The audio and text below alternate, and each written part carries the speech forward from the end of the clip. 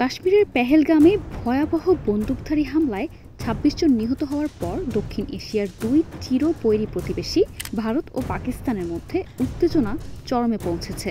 হামলার দায় গোপন না রেখে নয়াদিল্লি সরাসরি ইসলামাবাদের দিকে আঙুল তুলেছে। এর প্রতিক্রিয়ায় একের পর এক কূটনৈতিক ও প্রশাসনিক পদক্ষেপ নিয়েছে। আর এসব পদক্ষেপের মধ্যে রয়েছে সিন্ধু পানি বন্টন চুক্তি স্থগিত, সীমান্ত বন্ধ, কূটনীতিক বহিষ্কার এবং পাকিস্তানি নাগরিকদের সব ধরনের ভিসা বাতিলের মতো নজিরবিহীন সিদ্ধান্ত। আর এদিকে পাকিস্তানও পাল্টা প্রতিক্রিয়ায় পিছিয়ে নেই। ভারতের এসব পদক্ষেপকে আগ্রাসী আখ্যা দিয়ে দেশটি ওয়াগা সীমান্ত বন্ধ করে দিয়েছে। প্রধানমন্ত্রী শেহবাজ শরীফের সভাপতিত্বে ইসলামাবাদে অনুষ্ঠিত জাতীয় নিরাপত্তা কমিটির জরুরি বৈঠকে সামরিক ও কূটনৈতিক পরিকল্পনা পুনর্বিবেচনার কথা জানানো হয়েছে। সীমান্ত জুড়ে বাড়ানো হয়েছে নজরদারি ও নিরাপত্তা প্রস্তুতি।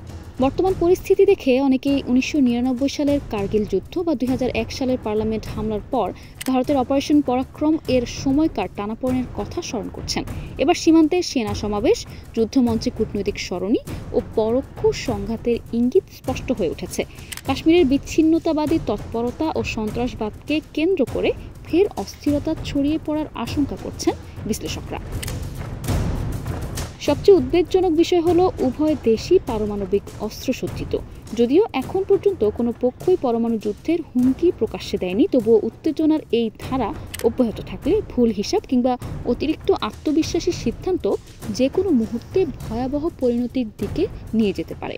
এমন প্রেক্ষাপটে আন্তর্জাতিক মহলের নিরপেক্ষ ও কার্যকর মধ্যস্থতা সময়ের দাবি হয়ে উঠেছে। এই সংকট শুধু ভারত ও পাকিস্তানের মধ্যেই সীমাবদ্ধ থাকবে না, তবে দক্ষিণ এশিয়ার স্থিতিশীলতাও এতে চরম ঝুঁকির মুখে পড়েছে। আঞ্চলিক বাণিজ্য, সীমানা নিরাপত্তা, শরণার্থী প্রবাহ এবং কৌশলগত ভারসাম্য সবই প্রশ্নের মুখে। পরিস্থিতি যদি আরও অবনতির দিকে এগোয়, তবে এর অভিঘাত ছড়িয়ে পড়বে বাংলাদেশ, আফগানিস্তান, নেপাল, এমনকি চীন ও ইরানের ভূ রাজনীতিতেও।